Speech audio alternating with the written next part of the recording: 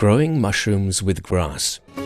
This was unthinkable before the mid-1980s when a Chinese agricultural scientist invented such a technology.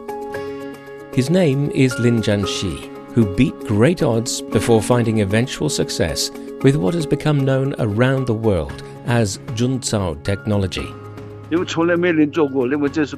My endeavor was unprecedented. No other researchers dared to join me as they thought it was impossible. But I pressed ahead with my research in spite of any difficulties.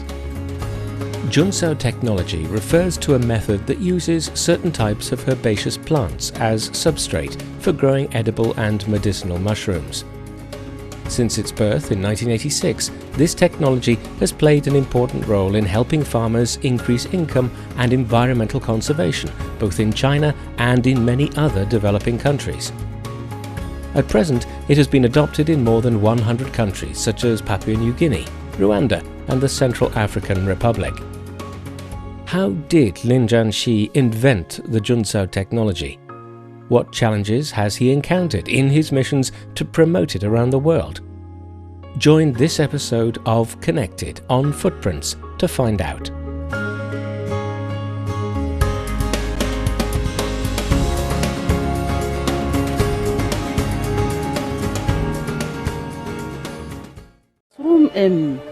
Every weekend, we harvesting 2 or 3 plata. I can harvest the mushrooms twice or 3 times a week.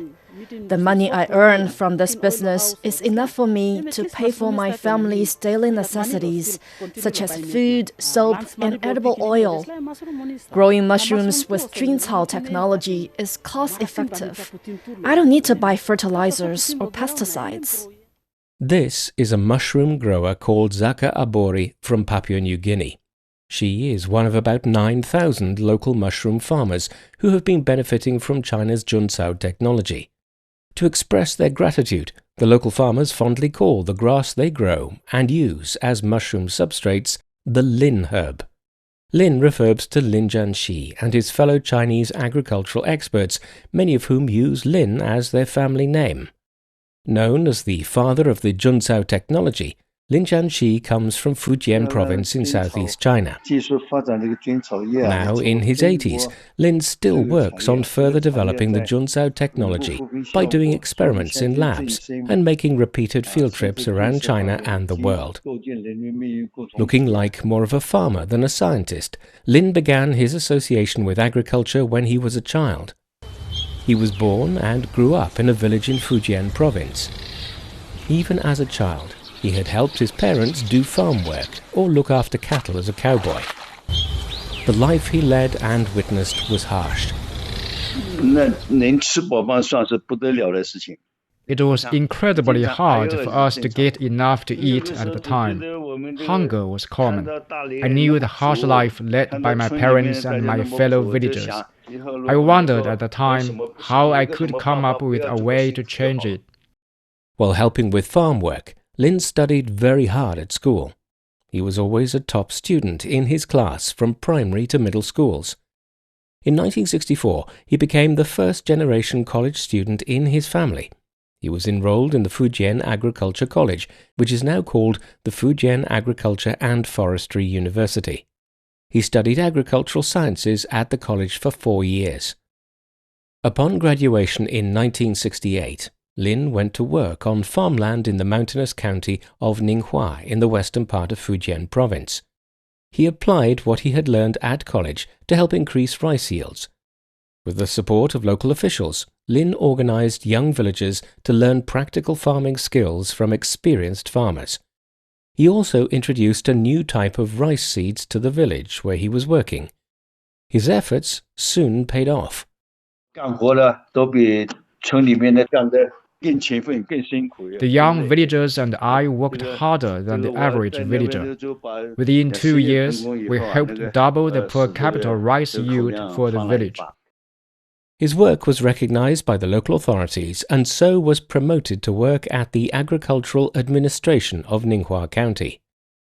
Then, in 1971, noting his potential in agricultural research, Local officials arranged for him to work at the Fungi Research Institute of Sanming City, which administers Ninghua County.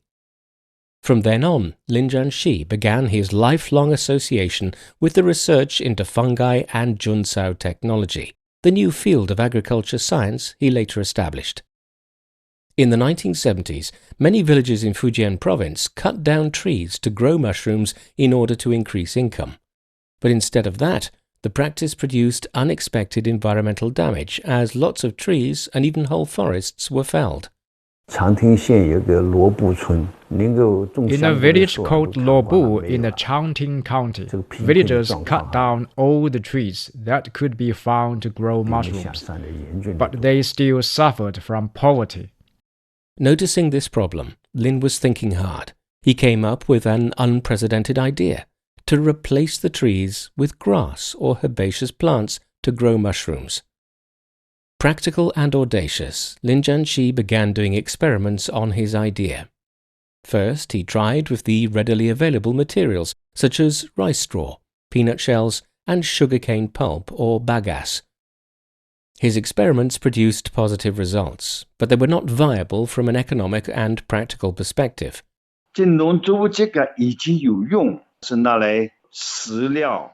Straw was already useful for other purposes. It could be used as feed, fuel, or fertilizer by the villagers. Moreover, there was pesticide residue in the rice straw, as pesticides were used to grow rice. This made it impossible to grow edible mushrooms on them. Lin Zhanxi set out to find an ideal plant in the wild which can sustain the development of the mushroom industry.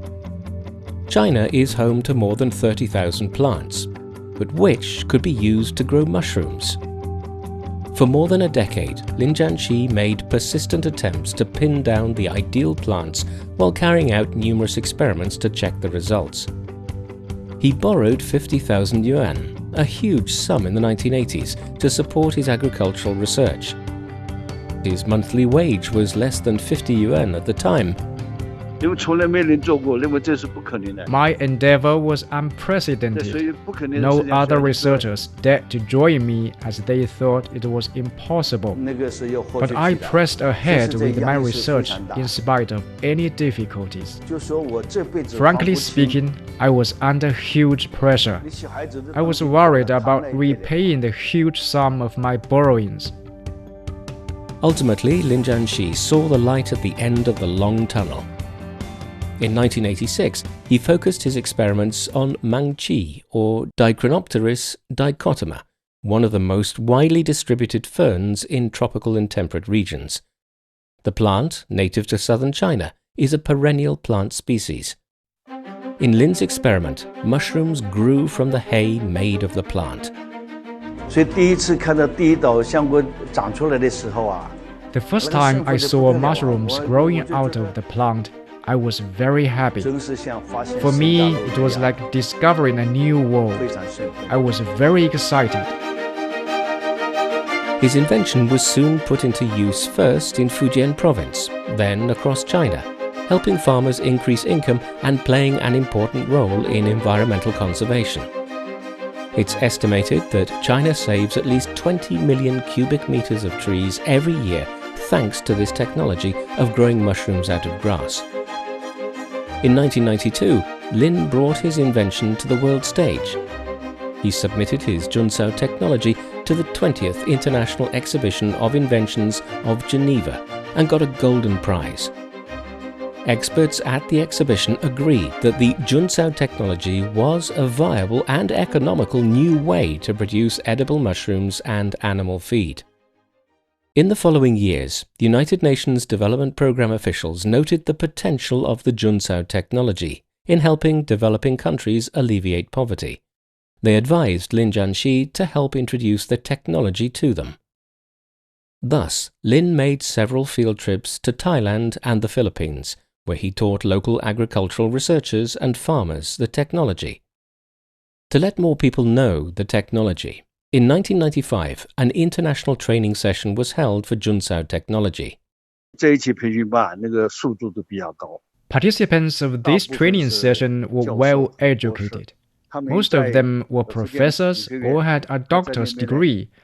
They underwent 25 days of training in the Fujian Agricultural College.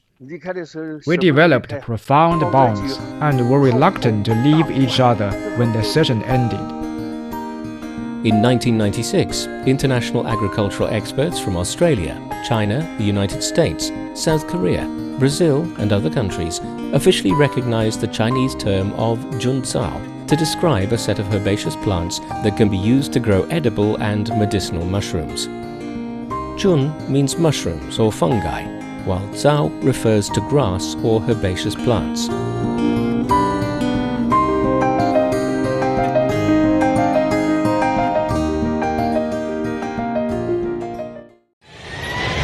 In May 1997, Lin Zhanxi went to Papua New Guinea to promote his technology at the invitation of the country's authorities, who saw the potential of Juncao technology in helping with poverty alleviation in the country. On his trip, Lin Zhanxi saw extreme poverty in the outlying regions of Papua New Guinea, where there was no electricity, tap water or telecommunications facilities.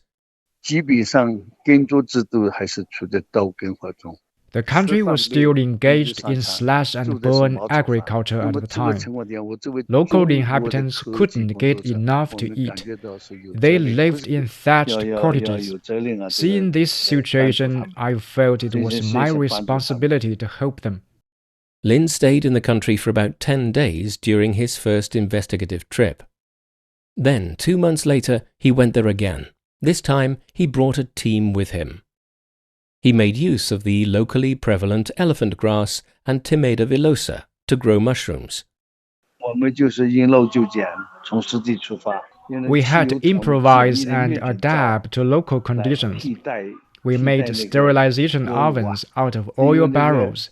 Also, without air conditioners, we adjusted the proportion of water and soil to control the temperature of the growing environment. Sterilization is a crucial step in mushroom cultivation, which requires a sterile environment in order to prevent contamination by unwanted bacteria and other microorganisms.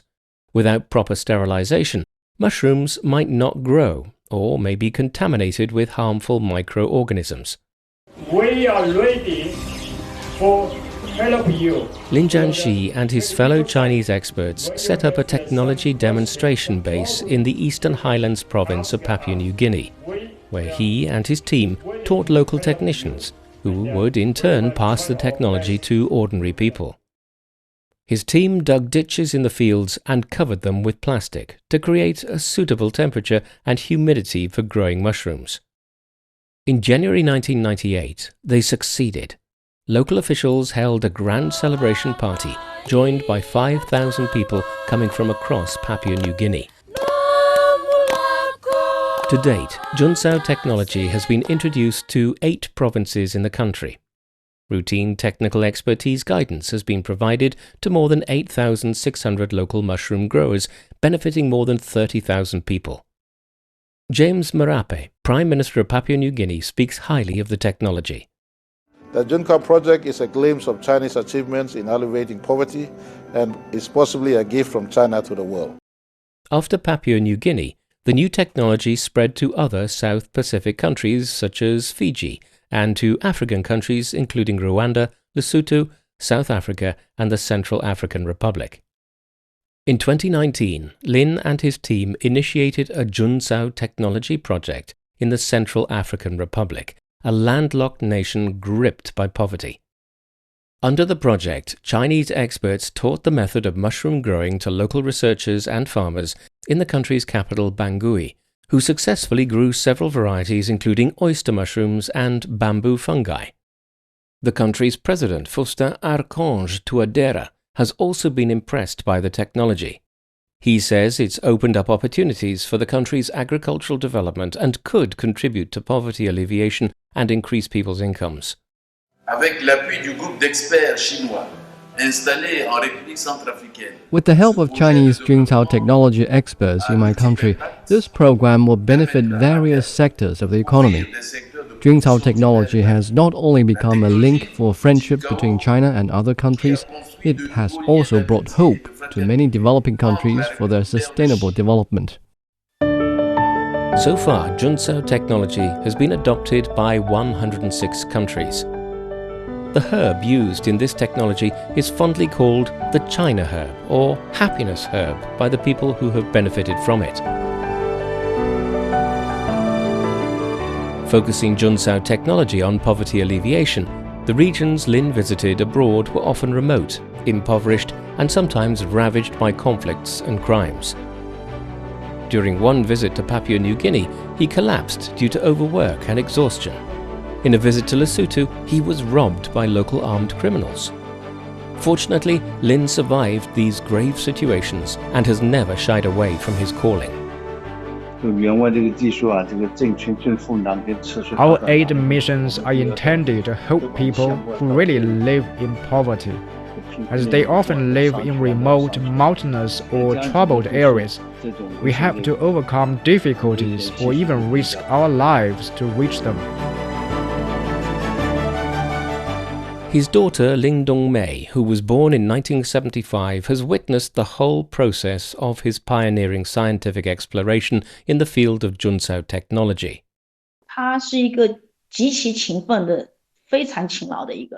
My father is an extremely hardworking person who devotes all his time to work and scientific research, excluding the time to have his meals and sleep.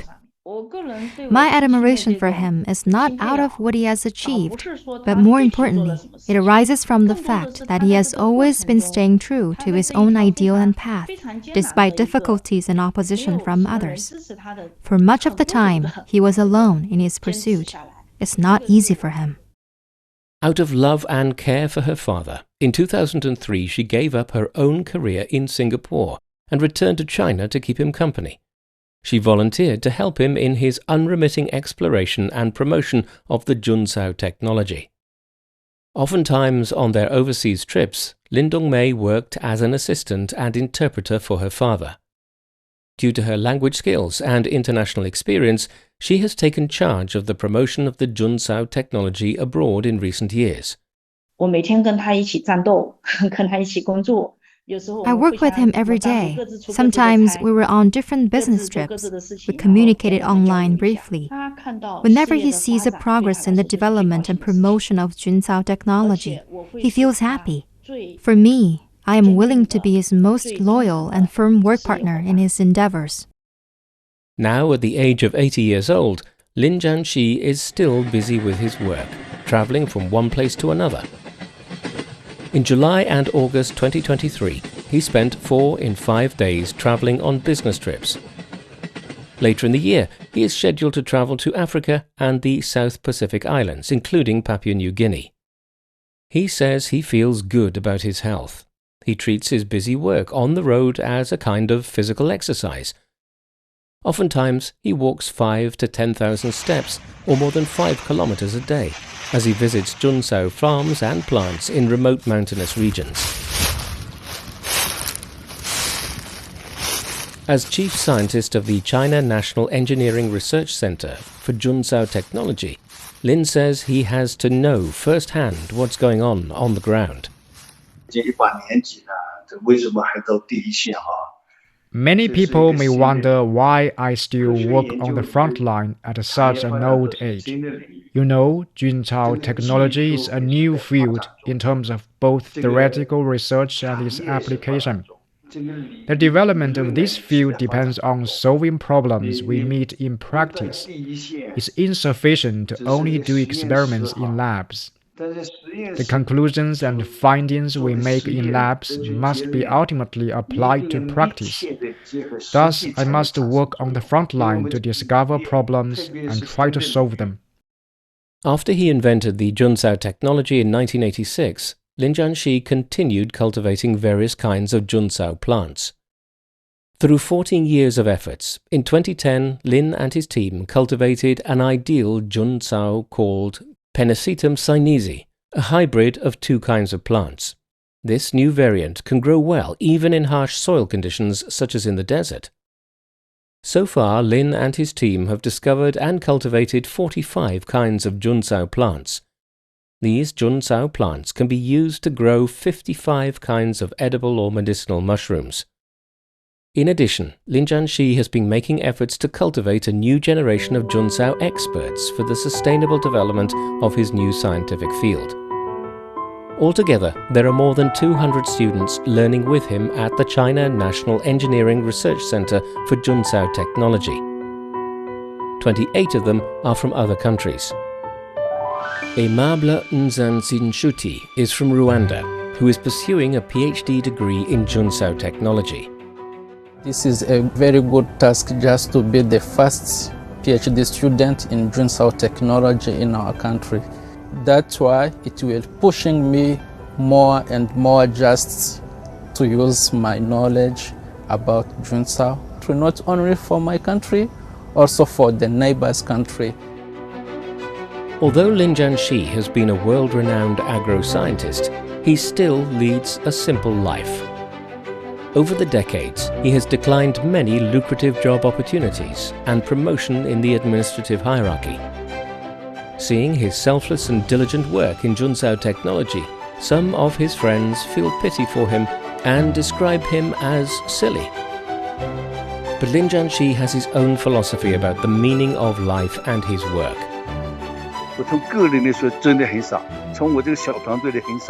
I am silly from the perspective of personal gains or gains for my team, but I'm not silly from the perspective of my country and humanity. Indeed, Lin Zhanxi, with his Juncao technology, has helped lift tens of thousands of people in China and around the world out of poverty and contributed to global sustainable development. Now, although in his 80s, Lin Zhanxi says he has no plan to retire, as he chooses to continue his work on global poverty alleviation and sustainable development through Juncao technology.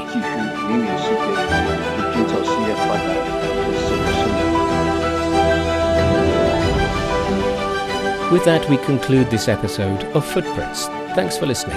I'm Bob Jones. If you're interested in hearing more about the lives of ordinary but incredible people in China, follow us on Apple Podcasts. Just key in Footprints and you can find more stories anytime, anywhere. We'll see you next time. Bye for now.